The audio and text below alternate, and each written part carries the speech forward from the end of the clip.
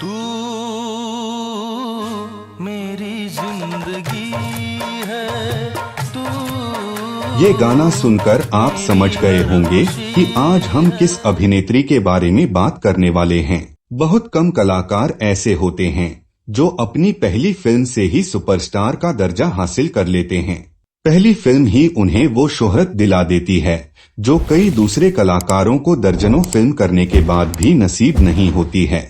अनु अग्रवाल भी एक ऐसी ही अभिनेत्री हैं जिन्होंने फिल्में तो गिनी चुनी ही की, लेकिन अपनी पहली फिल्म से उन्हें जो स्टारडम मिला, ज्यादातर लोग सिर्फ उसके सपने ही देखते हैं। हालांकि एक सच ये भी है कि साल 1990 में आई महेश भट्ट की फिल्म आशिकी के बाद से अनु अग्रवाल की कोई दूसरी फिल्म उतनी हिट नहीं हुई। साल 1990 में आई आशिकी में राहुल रॉय और अनु अग्रवाल की जोड़ी को लोगों ने काफी सराहा था, लेकिन एक समय के बाद दोनों ही कलाकार लाइमलाइट से दूर हो गए।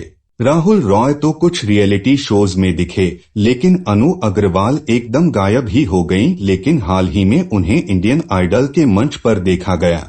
उनके साथ ऐसा क्या हुआ था कि वह फिर कभी फिल्मों में दिखाई नहीं दी? वो इतने सालों तक थीं कहां? ये जानने के लिए आपको पूरा वीडियो देखना पड़ेगा। अनु अग्रवाल की जिंदगी किसी बॉलीवुड फिल्म की कहानी से कम नहीं है। अनु अग्रवाल खुद को एक्सीडेंटल एक्ट्रेसेस मानती है। एक्टिंग का शौक उन्हें बचपन से ही था। उन्हें बास्केटबॉल का भी शौक था। 11वीं में जब स्टेट लेवल की बास्केटबॉल टीम के लिए चयन हुआ तो उसके कुछ दिनों बाद ही कोर्ट पर एक्सीडेंट हो गया।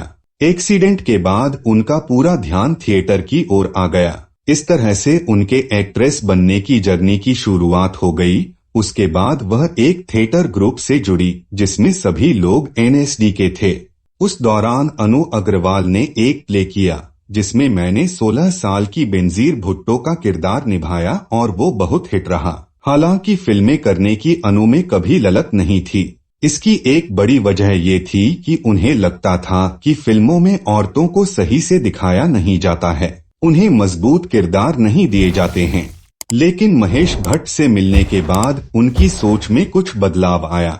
महेश भट्ट से अपनी पहली मुलाकात का जिक्र करते हुए अनु अग्रवाल बताती हैं, महेश भट्ट और मेरे एक कॉमन दोस्त थे। एक दिन जब हम लंच पर मिले तो महेश भट्ट भी साथ थे। वहीं महेश भट्ट ने कहा कि तुम तो स्टार हो, तुम्हें तो फिल्में करनी चाहिए। और ये बात वहीं खत्म हो गई क्योंकि इसके बाद वो पेरिस चली गईं। उस दौरान उनके पास एक मॉडलिंग एजेंसी का कॉन्ट्रैक्ट था। वो रिलेशनशिप में थीं और करीब उनकी जिंदगी में सब कुछ पटरी पर था। फिर एक दिन अचानक से महेश भट्ट का कॉल आया कि उन्होंने मेरे लिए ध्यान में रखकर एक फिल्म की कहानी लिखी है। हालांकि अनु ने अपनी पहली फिल्म के लिए हाँ करने के लिए 10 से 12 दिन का समय लिया। जब उन्होंने महेश भट्ट से फिल्म के बारे में बात की तो उन्होंने साफ कर दिया था कि न तो वो हीरोइनों की तरह बाल रखेंगी, न ही मेकअप करेंगी और न ही उनके जैसे कपड़े पहनेंगी।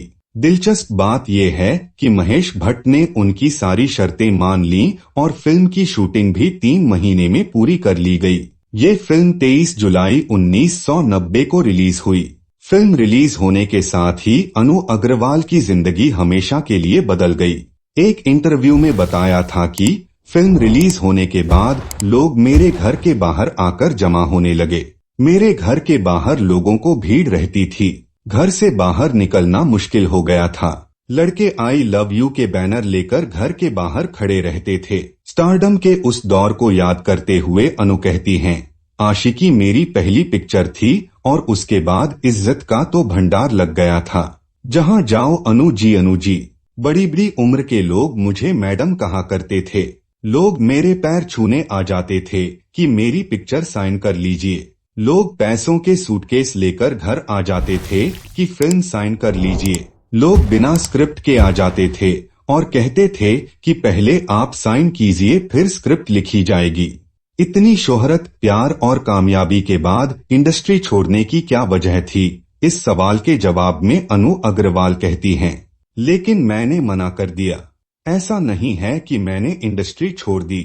वो बताती हैं, 1993 से 94 तक मैंने कई फिल्में की। उस दौर के बेस्ट डायरेक्टर्स के साथ काम किया, लेकिन ऐसी स्क्रिप्ट नहीं आ रही थी जो अपील कर सके। वो कहती हैं, जिस तरह का फेम मैंने देखा, जिस तरह की कामयाबी मैंने देखी, उससे बड़ी कामयाबी नहीं हो सकती। जिस तरह का करियर मैंने देखा, जिस तरह की लॉन्च मैंने देखी, जिस तरह की चीजें मुझे करनी थी और मैंने की, उससे बड़ा नहीं हो सकता। मैंने 1993 में भारत में MTV लॉन्च किया, इससे अधिक और क्या। अनु की निजी जिंदगी में भी उतार चढ़ाव कम नहीं रहे। आशिकी से पहले ही उनकी शादी होने वाली थी, लेकिन फिर वो फिल्मों में आ गईं और उनकी शादी नहीं हुई। आशिकी के रिलीज के बाद उनका लंबे समय से चला आ रहा रिलेशन भी खत्म हो गया। वो दौर अनु की जिंदगी का सबसे बुरा दौर था। अनु बताती हैं, मेरी तो पूरी जिंदगी ही बहुत मुश्किल भरी थी। सबसे मुश्किल तो ये थी कि ये लड़की अकेले कुछ करना चाहती है, क्योंकि स्वीकार्यता नहीं थी। मेरे परिवार के लोग यहाँ नहीं थे, तो घर को मैनेज करना भी एक चुनौती थी और उस समय कोई टूल नहीं था, जैसे अब बहुत सी चीजों के लिए मौजूद हैं। साल 1999 में अनु का एक्सीडेंट हुआ था, जिसके बाद उनकी याददाश्त भी चली गई थी। क्या अनु इंडस्ट्री में कमबैक करेंगी? इस सवाल के जवाब में वो कहती हैं कि उन्हें कभी ये लगा ही नहीं कि उन्होंने इंडस्ट्री छोड़ी है। वो कहती हैं, मैं इंडस्ट्री छोड़कर नहीं गई थी, लेकिन हाँ कट ऑफ कह सकते हैं, पर मौका मिला तो जरूर। अनु अग्रवाल के बारे में मुझे जानकर कैसा लगा कमेंट करके जरूर बताएं। इस वीडियो को अंत तक देखने के लिए आपका धन्यवाद।